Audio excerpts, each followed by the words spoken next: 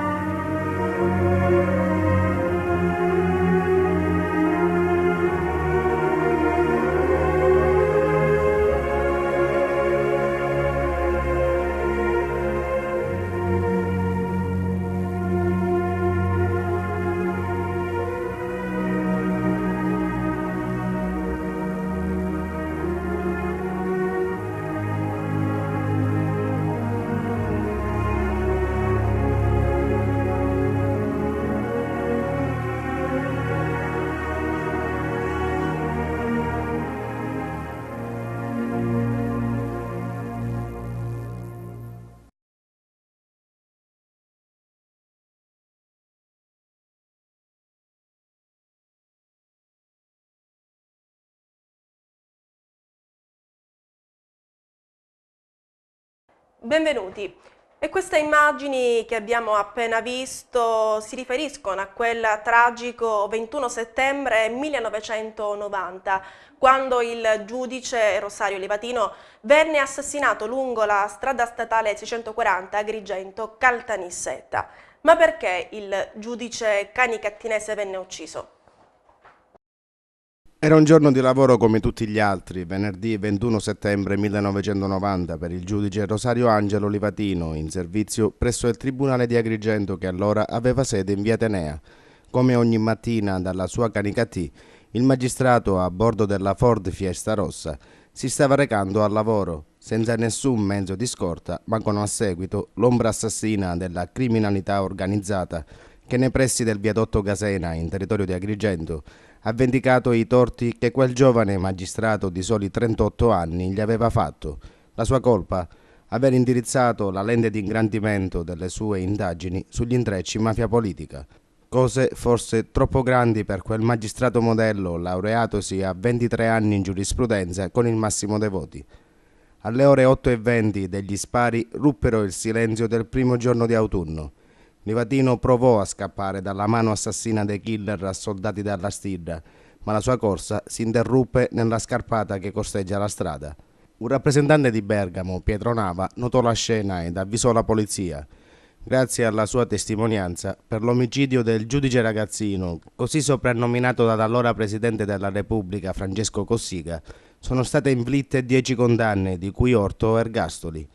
Papa Giovanni Paolo II lo chiamò martire della giustizia e indirettamente anche della fede. Quella fede in Dio che ha accompagnato il magistrato canicattinese durante la sua vita e che dal 2011 ha indotto la Chiesa agrigentina ad avviare il processo diocesano di canonizzazione del giudice.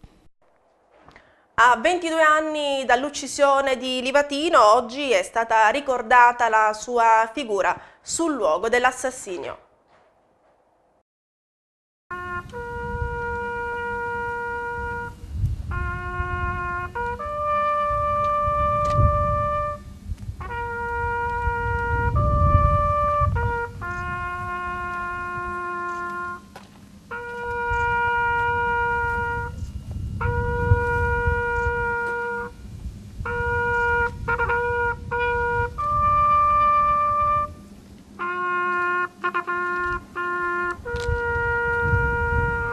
distanza di 22 anni le autorità della provincia di Agrigento non potevano non ricordare il giudice ragazzino e lo hanno fatto con un omaggio floreale nel luogo del barbaro assassinio in contrada Gasena lungo la strada statale 640. Tra le corone di fiori collocate davanti al monumento funebre anche quella della Regione Sicilia. Alla cerimonia presenti anche i giovani di Libera, l'associazione contro tutte le mafie. Per i giovani Livatino rappresenta una figura incommensurabile perché è attraverso il suo esempio che essi possono apprendere come deve comportarsi o il giovane magistrato o il giovane che si accinge a iniziare il proprio lavoro nella vita quotidiana. Questa morte, come tante altre morti, lasciano il segno, no? Però ci stiamo rendendo conto come queste morti stanno avendo il sopravvento nel cammino della speranza, non sono cadute nel dimenticatoio, ma addirittura diventano stimolo per poter, non dico sognare perché ormai si sta camminando su una strada che senz'altro porterà a una maggiore giustizia e una maggiore legalità. Noi siamo contenti, siamo qui perché inseriamo in questo contesto di questa settimana la Summer School, che ha significato per 25 giovani della nostra provincia una scuola di alta formazione e specializzazione, perché i ragazzi devono imparare ad uscire fuori dai gusci familiari e creare le condizioni per il loro futuro. E lo possono fare soltanto avendo alto il senso della responsabilità e alto il credo della competenza. Se riusciamo a trasmettere questo, nel senso che la competenza, la meritocrazia è quella che deve andare avanti, allora persone come il giudice Rosario Livatino non sono morti invano. La giornata di oggi ha avuto inizio con una Santa Messa presso la chiesa San Domenico di Canicattì. Nell'ambito della settimana della legalità diverse le iniziative programmate. Martedì 25 invece 23° anniversario del barbaro assassinio di Antonino e Stefano Setta e in programma alle ore 10 al cimitero di Canicattì la deposizione di un omaggio floreale sulla tomba. Nel pomeriggio invece presso l'aula consigliare di Raffadali presentazione del libro Non di pochi ma di tanti, riflessioni intorno alla giustizia. Testo curato da Angelo Livatino, postulatore del processo diocesano del servo di Dio Rosario Livatino. È importante oggi essere tutti qui presenti a ricordare un martire della giustizia e credo che questo può portare ancora più in alto l'immagine di come operano i magistrati, per cui non possiamo dimenticare che anche per loro noi siamo sicuri per andare avanti su un discorso di legalità perché loro contribuiscono a far camminare diritti alle persone che vogliono portare negativamente su una strada senza uscita a quelle persone che possono creare delle problematiche serie. A ricordare la figura esemplare del giudice Livatino è anche il sindaco di Agrigento Marco Zambuto. Sebbene siano passati 22 anni dalla sua morte, dice il sindaco, tutti noi ricordiamo con grande affetto, stima e commozione la sua impeccabile vita pubblica e privata, la sua dolcezza e bontà, nonostante l'impegno duro della sua professione che lo videro combattere rigoroso e giusto contro il crimine e in difesa di una società libera dal male e dalla illegalità e fondata sui valori universali del cristianesimo. E cambiamo adesso argomento. Un incendio sarebbe stato appiccato da ignoti all'interno di un capannone attualmente inattivo dell'ex Impresem, zona industriale territorio di Favara. L'incendio, divampato alle prime luci dell'alba, ha distrutto 2 auto, di cui una di proprietà dell'attuale proprietario di Mediatel Teleacras. Ad indagare sull'accaduto i carabinieri della tenenza di Favara. Le dichiarazioni fatte dall'ex membro del CDA della Fondazione Teatro Luigi Pirandello di Agrigento, Giovanni Di Maida, sono gravi per non destare attenzione da parte dell'autorità giudiziaria. La Procura della Repubblica infatti vuole vederci chiaro ed ha delegato la Guardia di Finanza a sentire Di Maida. L'ex presidente del Consiglio Comunale infatti avrebbe affermato che l'attuale presidente del CDA, nonché sindaco di Agrigento, ha scambiato la fondazione per una sorta di contributificio che rischia di far fallire questa importante istituzione culturale. Di Maida, che avrebbe anche parlato di un deficit di 75.000 euro circa e di spese che spesso nulla avevano a che fare con l'oggetto sociale della fondazione, è stato sentito ieri dai finanzieri di Via Atenea. Proprio sulla questione il vicepresidente del Consiglio Comunale di Agrigento, Giuseppe Di Rosa, ha chiesto l'istituzione di una commissione speciale di indagine senza gettone di presenza per chiarire immediatamente ogni responsabilità sulla vicenda. A Palma di Montechiaro, 3 individui armati di pistola hanno rapinato la banca del Mezzogiorno di Corso Odierna, riuscendo a portare via 130.000 euro. Il fatto è successo ieri. I 3 malviventi, di cui uno con il volto coperto sotto minaccia, sono riusciti a rinchiudere gli impiegati dell'istituto di credito dentro uno sgabuzzino. Attesi diversi minuti, circa 20, hanno aperto la cassaforte e prelevato il contante per poi fuggire. Ad indagare i poliziotti del locale commissariato. Il candidato alla presidenza della Regione Sicilia, Claudio Fava, domani sarà ad Agrigento. L'incontro, a cui parteciperanno amici e sostenitori, si terrà a Porta di Ponte alle ore 18:30. Quella di domani è la prima pubblica manifestazione elettorale esterna che si tiene ad Agrigento del candidato Fava, sostenuto da 2 liste. La prima mette insieme SEL, Federazione della Sinistra e Verdi, mentre la seconda è quella di Italia dei Valori. Istituire al Comune di Agrigento un ufficio che si occupi esclusivamente della programmazione e coordinamento delle manifestazioni relative alla sagra del mandorlo in fiore. Questo è il contenuto di un atto di indirizzo che i componenti della quinta commissione consiliare Galante, Garbano, Gramaglia, Sollano e Spinnato hanno inoltrato all'amministrazione comunale di Agrigento. E restando in tema di atti di indirizzo, il consigliere comunale sempre di Agrigento, Alfonso Vassallo, esponente del gruppo MPA, chiede il ripristino della corsa Agrigento-Giardina Gallotti delle ore 14:30 della linea urbana. Secondo il consigliere Vassallo, provocherebbe disagi agli studenti pendolari residenti nella frazione che dal centro città dista circa 18 chilometri. Pericolo randagismo nelle frazioni agrigentine di Monserrato e Villaseta. A segnalare il rischio per l'incolumità pubblica è il Comitato Civico Spontaneo Insieme per Monserrato e Villaseta, che chiede interventi urgenti agli organi istituzionali preposti. Sulle scelte elettorali del movimento politico Patto per il Territorio di Agrigento interviene il segretario cittadino dell'UDC Pietro Vitellaro, secondo il quale la decisione di appoggiare un candidato alla presidenza della regione alternativa a quello appoggiato dal partito di Casini porterebbe allo scioglimento dell'alleanza che alle scorse consultazioni amministrative ha visto UDC e Patto per il Territorio conquistare il governo della città. In merito alle polemiche nate a Palazzo dei Giganti nei giorni scorsi, il segretario Vitellaro in una nota scrive: andiamo avanti chiudendo questa polemica e continuando ad occuparci della città. Pertanto massimo sostegno al sindaco Marco Zambuto da parte di tutti i componenti dell'UDC, compresi i quadri dirigenziali.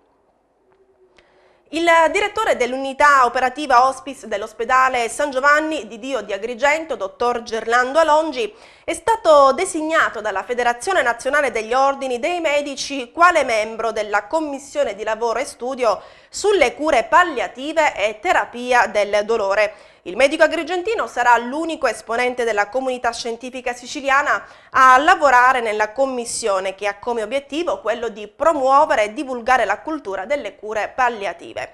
Sulla designazione del dottor Alongi esprime soddisfazioni l'Ordine dei Medici Chirurghi e Odontoiatri della provincia di Agrigento, presieduto dal dottor Giuseppe Augello. E oggi ad Agrigento si è celebrato San Matteo, patrono della Guardia di Finanza. Alla presenza del prefetto, dei responsabili provinciali delle forze di polizia e della Capitaneria di Porto è stata celebrata una Santa Messa presso il santuario di San Calogero. Alla funzione religiosa hanno partecipato numerose fiamme gialle agrigentine in servizio e congedo in rappresentanza dei reparti del corpo presenti nella provincia di Agrigento e delle sezioni provinciali dell'Associazione Nazionale Finanzieri d'Italia. L'associazione I Tartassati ha programmato per lunedì prossimo, 24 settembre alle ore 11, una conferenza stampa sui servizi erogati a tutela degli associati che vanno dall'anatocismo, usura bancaria, contenziosi tributari con Serit ed enti di riscossione, aste ed ipoteche giudiziali, tutela del patrimonio. Sarà inoltre presentata ufficialmente e consegnata dal presidente onorario, professor Giuseppe Arnone, la Alt Tartassati Card, che tutela i soggetti più deboli e permette di fare acquisti a prezzo di costo presso i punti convenzionati nella città di Agrigento e in tutta la provincia. I cittadini in difficoltà economica che richiederanno la tessera dovranno munirsi di una fotocopia della carta d'identità.